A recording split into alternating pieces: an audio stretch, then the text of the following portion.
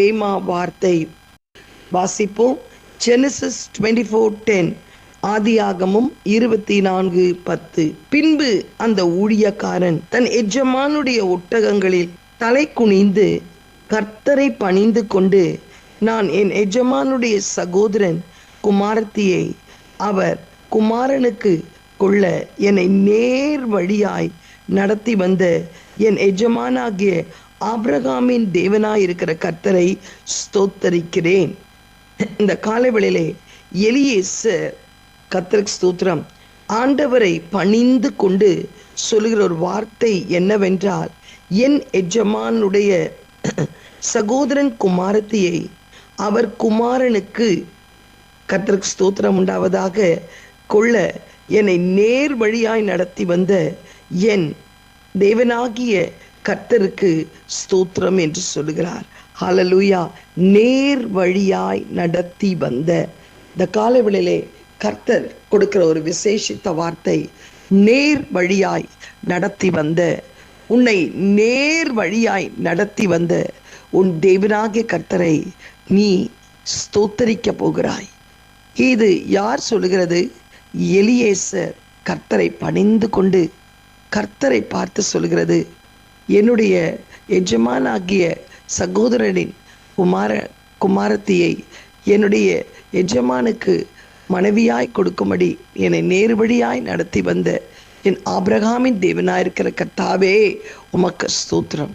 இந்த சம்பவத்தை நோக்கி பார்க்கும்போது ஆபிரகாம் எலியேசரை அழைப்பித்து எலியேசரிடத்திலே சொல்லுகிறார், நாம் இருக்கிற இந்த கானானிய தேசத்திலே நீ என்னுடைய மகனாகிய ஈசாக்குக்கு பெண் கொள்ளாமல் இதோ என்னுடைய ஊருக்கு போ, என்னுடைய தேசத்துக்கு போய் அங்கு ஒரு பெண்ணை என்னுடைய குமாரனாகிய ஈசாக்குக்கு நீ திருமணம் செய்து கொள்வதற்காக ஒரு பெண்ணை கொண்டு வா என்று சொல்லுகிறார்.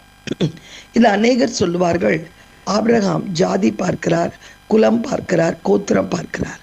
அவர் ஜாதியும் பார்க்கவில்லை, குலத்தையும் பார்க்கவில்லை, கோத்திரத்தையும் பார்க்கவில்லை.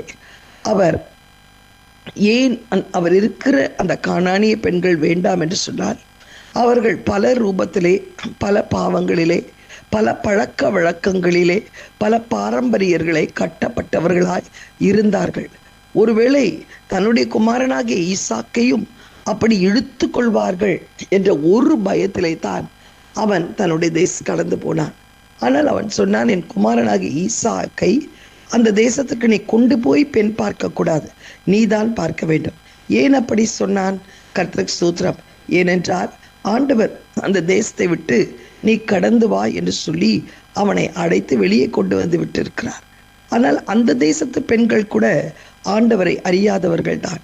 ஆனால் அந்த தேசத்து பெண்களுக்கு ஒரு நல்ல பழக்கம் இருந்தது. என்ன பழக்கம் என்றால், தன் கணவன் போகிற வழியிலே தான் பெண்கள் போவார்கள்.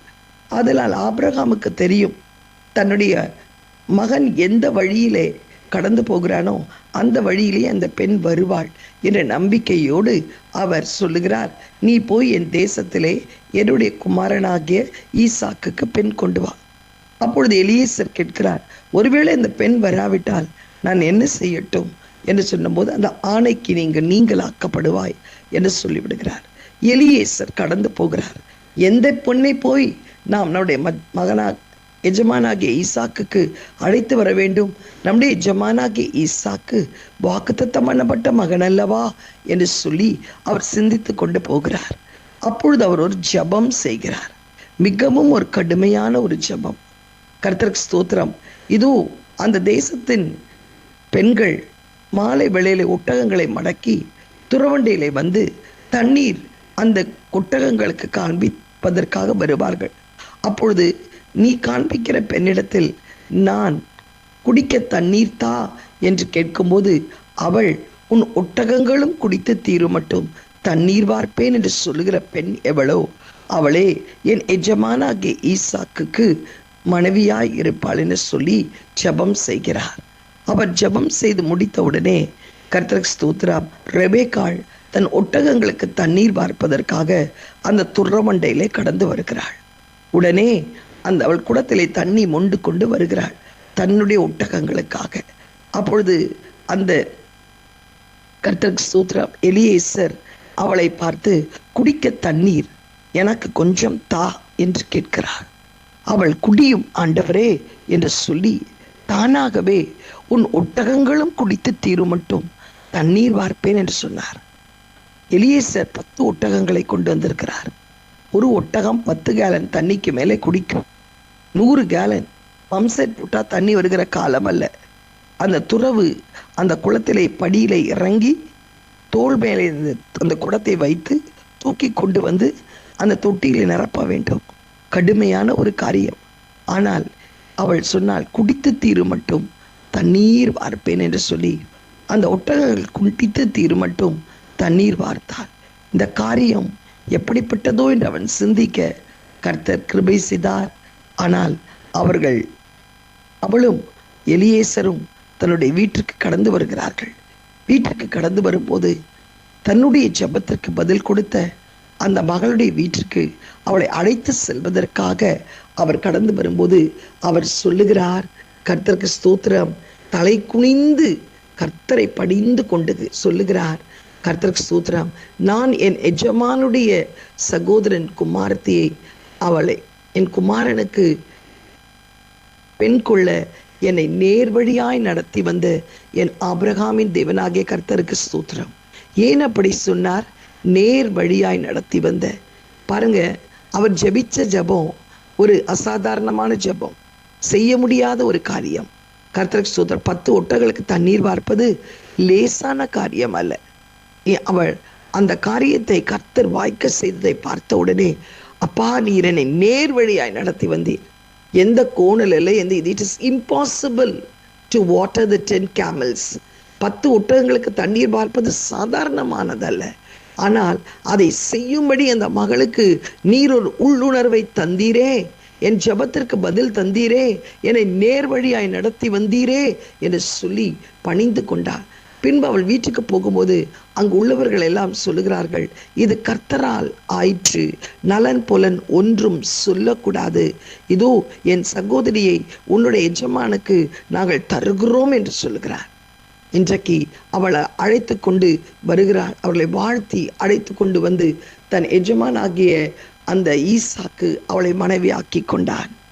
இந்த சம்பவத்திலே பார்க்கும்போது நடக்க முடியாத ஒரு காரியத்தை, கர்த்தர் ஸ்தோத்திரம், நினைத்து பார்க்காத ஒரு காரியத்தை, யாராலும் செய்ய முடியாத ஒரு காரியத்தை அவர் ஜெபித்தார். கர்த்தர் அதை வாய்க்க செய்தார். நேர் வழியாய் நடத்தி சென்றார்.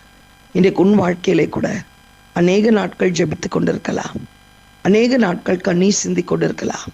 ஒரு காரியத்திற்காக நீ மிகவும் பாரப்பட்டு கொண்டிருக்கலாம், பிரயாசப்பட்டு கொண்டிருக்கலாம், வேதனைப்பட்டு கொண்டிருக்கலாம், வியாகுலப்பட்டு கொண்டிருக்கலாம், பரிதபித்து கொண்டிருக்கலாம், பயந்து கொண்டிருக்கலாம், ஆண்டவரிடத்திலே கேட்டு கொண்டிருக்கலாம். இன்றைக்கு ஆண்டவர் சொல்லுகிறார், நீ நினைக்கிற மாதிரி அல்ல, அதை நான் நேர்வழியாய் நடத்தி செல்கிறேன், நேர்வழியாய் நடத்தி செல்கிறேன். அது உன் பார்வைக்கு பயமா இருக்கிறது, உன் பார்வைக்கு பதற்றமா இருக்கிறது, உன் பார்வைக்கு அது வேதனைக்குரியதா இருக்கிறது, இன்னும் நடக்கவில்லையே, இது நடக்குமா என்று சொல்லி கூட ஒரு கேள்விக்குறியோடு நீ கடந்து வந்திருக்கலாம். தாமதித்து கொண்டே இருக்கிறதே, இது செயல்படுமா, தடைப்பட்டு விடுமா என்று கூட நீ சிந்தித்து கொண்டிருக்கிறாய். இன்றைக்கு ஆண்டவர் சொல்லுகிறார், உன்னை நான் நேர் வழியாய் நடத்தும்படி, உன் காரியத்தை கைகூடி வரும்படி, யாரும் நலன் புலன் ஒன்றும் சொல்லாதபடி உன்னுடைய காரியத்தை நான் நேர் வழியாய் நடத்தி வருகிற உன் தேவனாகிய கர்த்தர் என்று கர்த்தர் சொல்லுகிறார். உனக்கு முன்பா இருக்கிற கோணலான வழியை பார்க்காதே, தடையை பார்க்காதே. கர்த்தருக்கு ஸ்தோத்திரம் உண்டாவதாக. நீ அதை பெற்றுக்கொள்ள முடியாதபடி இருக்கிற அந்த கர்த்தருக்கு ஸ்தோத்திரம் உண்டாவதாக போக்கை பார்க்காதே. உன் தேவன் உன்னை நேர் வழியாய் நடத்தி செல்ல போகிறார், நேர் வழியாய் நடத்தி செல்ல போகிறார்.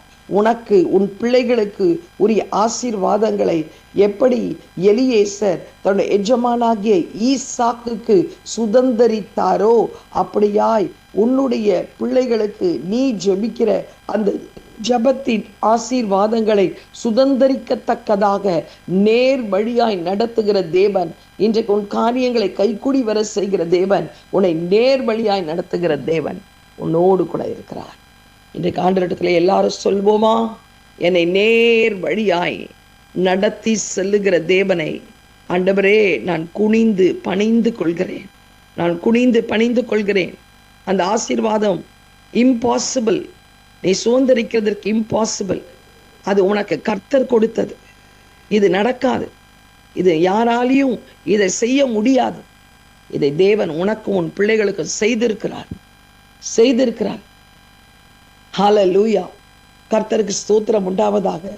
இதை செய்து ரெபேக்காளை ஈசாக்குக்கு தந்தது போல் கர்த்தர் உனக்கு ஒரு ஆசீர்வாதத்தை தந்திருக்கிறார். இது நேர் வழியாய் நடத்துகிற தேவன் உனக்கு இதை செய்திருக்கிறார். ஹல்லேலூயா, இதை சுதந்திரித்துக்கொள். தயங்காதே, கலங்காதே, பதற்றமடையாதே, பயப்படாதே. இது நடக்க முடியாது, தேவன் நடத்தி இருக்கிறார், தேவன் நடத்துவார், நடத்தி கொண்டிருக்கிறார். நீ கலங்காதே. கர்த்தரை நோக்கி நாம் ஜெபிக்கலாம். எங்களை அதிகமாய் நேசிக்கிற நல்ல தகப்பனே, இந்த காலை வேளைக்காய் உம்மை நன்றியோடு ஸ்தோத்தரிக்கிறோம் அப்பா. ஆண்டவரே, எங்களை நேர் வழியாய் நடத்தி வந்த எங்கள் தேவனாகிய கர்த்தரை நாங்கள் தலை குனிந்து பணிந்து கொள்கிறோம் அப்பா.